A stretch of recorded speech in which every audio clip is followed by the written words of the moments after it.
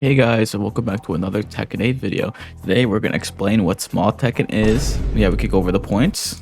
I'm explaining what it is. I'm going to explain what small Tekken is, what big Tekken is, why is it good, and I'm also going to show examples, live examples, and I can also talk about theoretic examples in this point. But anyways, so you're probably wondering what small Tekken is. If you haven't already read it, small Tekken is a style of play that involves low risk, low commitment moves.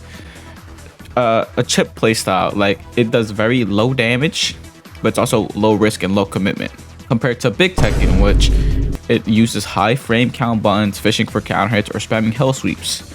And also, I would add on to this definition, it usually is a turn-ending move. So for example, Gens 4 is a high homing move. It is fast, but it is turn-ending. So, and you could also duck it. So I would say it's high risk because if you get a duck on it, you could definitely launch it compared to if you duck a jab, you probably wouldn't be able to punish it. But anyways, moving on, why is it good? Well, it's good because since it's so low risk, you have more time to not get whiff punished.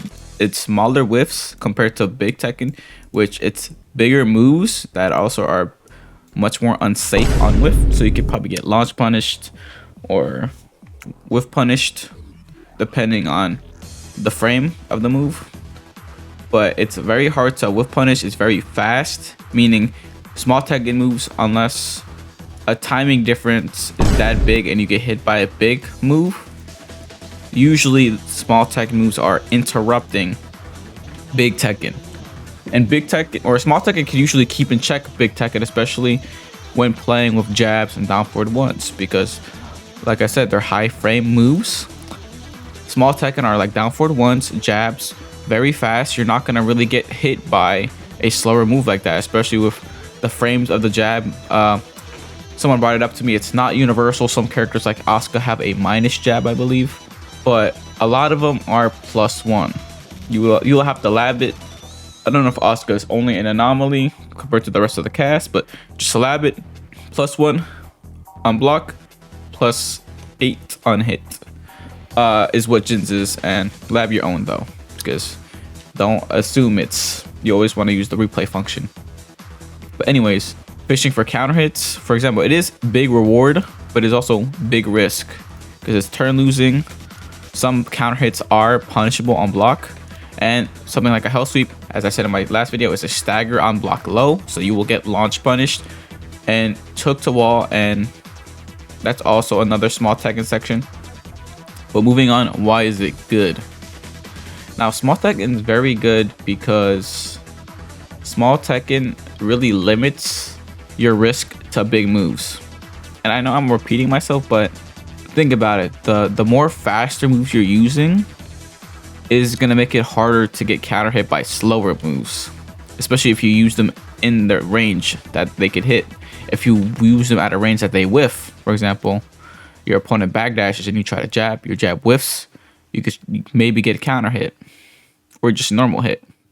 The chances are probably getting normal hit into the counter hit, because counter hitting the startup of a jab with a counter hit tool will be kind of hard to do, but it's still possible to do.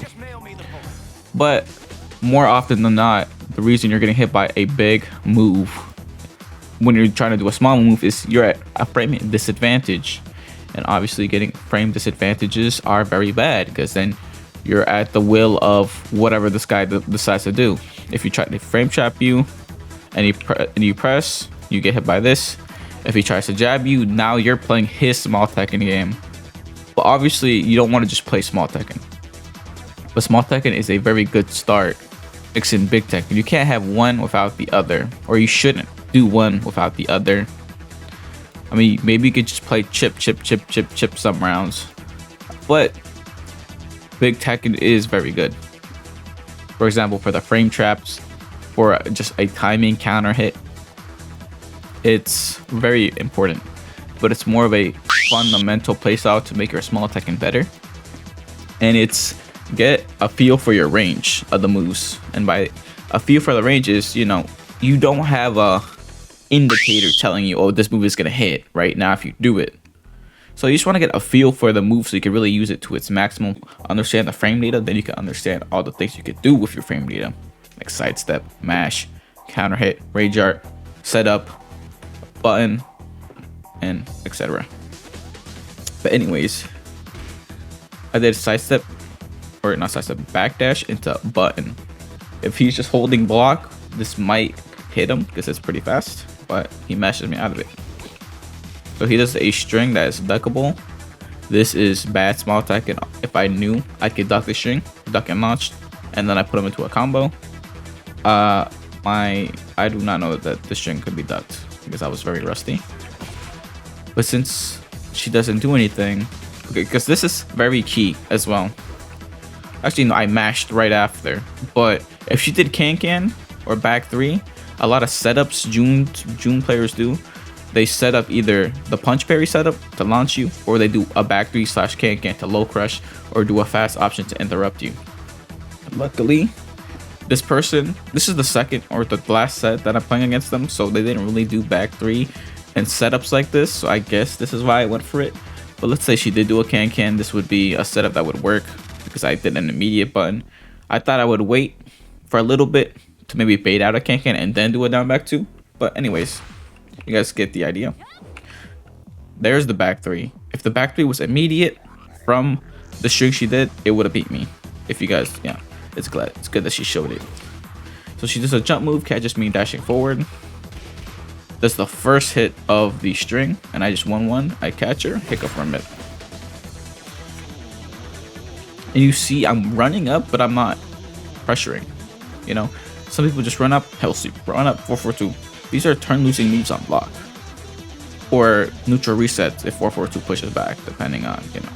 But anyways, you can just see what your opponent does, like play in the range that you could really throw in a lot of stuff. So electric, this pushback, you shouldn't really press after electric. You should just hold it, maybe try to sidestep, maybe punch parry, or not punch parry, but you know, just don't press into this. It's +5.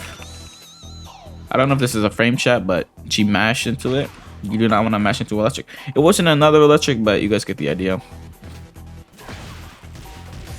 But anyways, this is where small Tekken ties into, is not the combo, but you do want to optimize your combos to get the right Oki for yourself. I could have got a better ender here, but flip over Oki. Small Tekken. Knowing what to do small Tekken and big Tekken after for Oki is key. So for example, if she stayed grounded, I would do a steel pedal, which is a turn losing move on block. For Oki, it's a flip over move.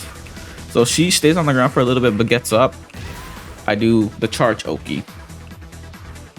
So this is small Tekken, you know why? Because it's not turn losing unless she I don't think she has a way to really beat this besides maybe delaying a wake up into a wake up kick, but that's very risky.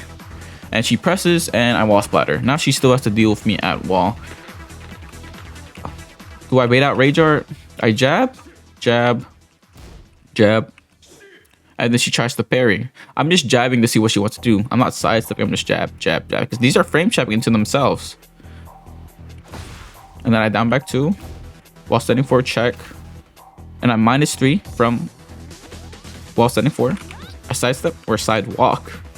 This is a punishable move as well, so let's say I didn't sidewalk and just blocked it, I should be able to punish this and kill her. I think it's -12 or 13, but this is just a simple way of, okay, I could sidestep after -3 if she doesn't do a move that has abnormal tracking or a outright homing move. I should just easily step it. If she did something like rage art, I would just block it because rage art sometimes would realign.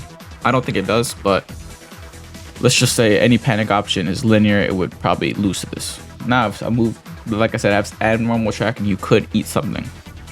Some down for twos are kind of abnormal, or some moves have tracking in a certain direction but completely linear in another direction. But let me not yap too much. I win the round off a punish. You know, if she had more health, I could have wall splatter and then put her in the same situation. Anyways, I'm backdashing, failed electric, get hit in the neutral / crouching. That was a punishable move, but I don't do anything. I know this is punishable. This is a bad thing to do because you're turn losing, you're losing damage, you're getting yourself pushed towards the wall. So here I can run up, Now we're mid screen. She was pushing me towards the wall, but since she did something punishable, she lost life. She gave me an advantage. As you can see in the bottom left, frame advantage plus 18. I don't really know how to break that down, but let's just say it's good. It basically, I think, has to tie in with Tekken. Anyways, I do wall standing 2. She does a delayed mash, and I catch her. Now this is not small Tekken for me. This is a big Tekken move. I was trying to mix in hell sweep and wall standing 2, and this is just showing that maybe you can mix it in. But I won't always do this. Is the key thing to take away from this. You shouldn't always do this. You can always do this, but you should try other options to really mess with their timing, their fuzzy block. If you keep on doing the same thing, it's just a 50-50 in the end of the day, and they'll guess correctly sometimes, and you could lose rounds, you could lose the 50-50, and you know what I mean. You guys get the risk and reward, I hope. Make sure you optimize your combos, which I get wall splat without having to use heat, but I still pop it anyways.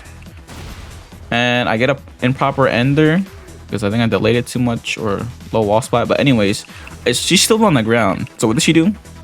No tech roll. She gets up immediately. I don't really recommend this. I usually just spam tech, and I'm usually fine. Sometimes you got a quick stand, but most of the time tech rolling is fine, because now this opens you up to hell sweep to mid. And if you eat a mid, you know, you'll get wall splat. If you eat a low, you're gonna end another Oki situation at wall, and I'm in heat. As you guys could probably guess how bad that is. And you guys need to treat this situation more favorable for yourself, and how you could really maintain this. You shouldn't really do big Tekken moves, because there's no reason to do a counter hit move like that is turn losing at wall, unless you really have a hard read, like, oh, they're gonna duck. I mean, there's nothing bad with turn losing your move, but you don't want to give them enough space to get away from wall, if that makes sense. But depending on, especially on this axis, she can't really step away from the wall with me here. You don't want to give them space. Anyways, I throw them. She still has wall right behind her. She techs to wall behind her as well. So, but she was back turned. But okay, I'm just waiting for my turn. She grabbed me.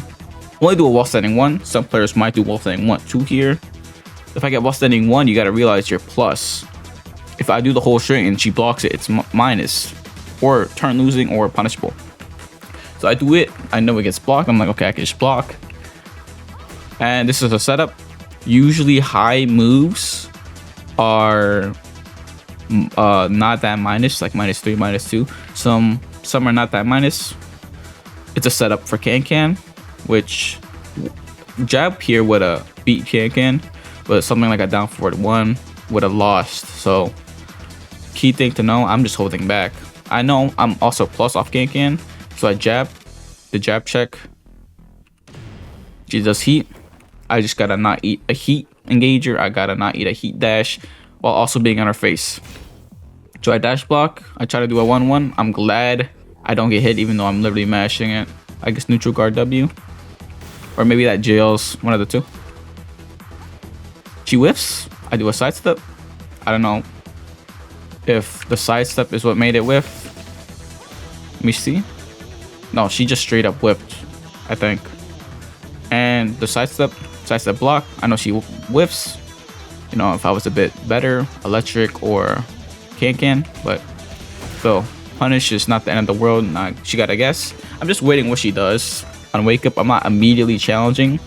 If you immediately challenge, you could eat a can, panic option, rage art, and you could eat a lot of damage if you don't really kill, which you've probably been in before. They're like, oh, they're at a 1 HP, and then this rage art like maybe kills you. So, you know, there's no point of risking the round. We could just do something safe, like a low poke, especially a delayed low poke, so not to get baited by low crush options immediately on wake up or rage art.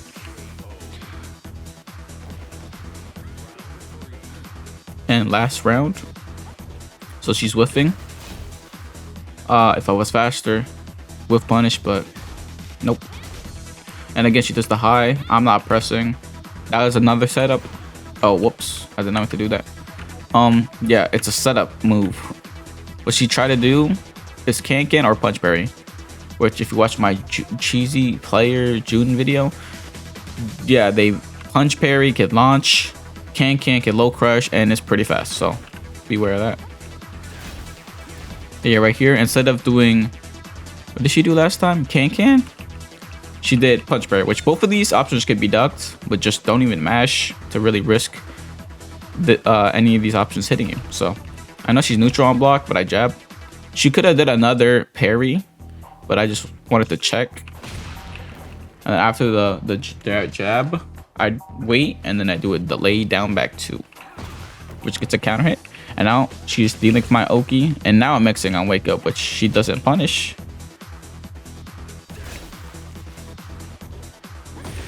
And then this was a bad option because this chain was really close to her. I could have ate this down for 1, but I get lucky.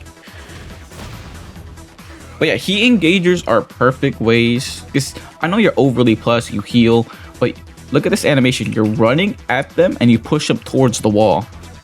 So you guys should really realize it's like, hey, I'm very plus and they're near a wall and I'm in heat. They cannot pop heat. You gotta really play the situation. As soon as you do a turn ending move, they can confidently do heat burst because you don't have the frames to sidestep the heat burst, and now they have a way to come back with this heat. But they're still against the wall, but they still have heat now.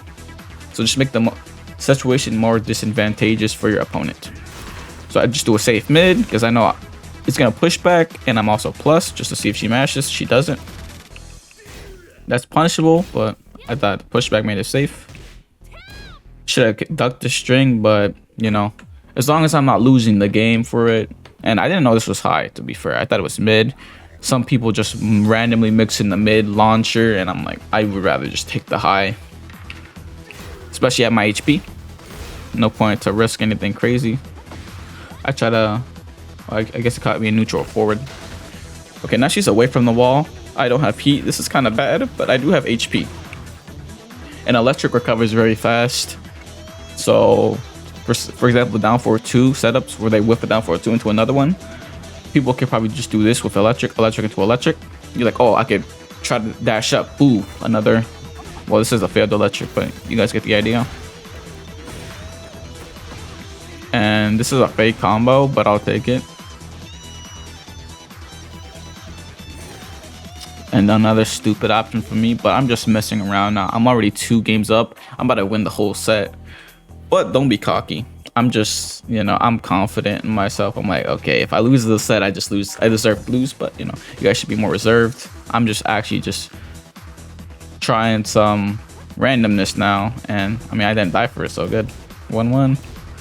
This is minus 14. I can punish this. I'll show you guys. Actually, I can. Whoops. Yeah, I was on keyboard there, so I forgot the buttons. But anyways, yeah, I win the round. I don't win the round because I don't punish. I catch her ducking though after the minus 14 move. This is the mental frames thing where they're overly minus and expect to punish, but you might catch them doing a move after minus 14 or ducking. But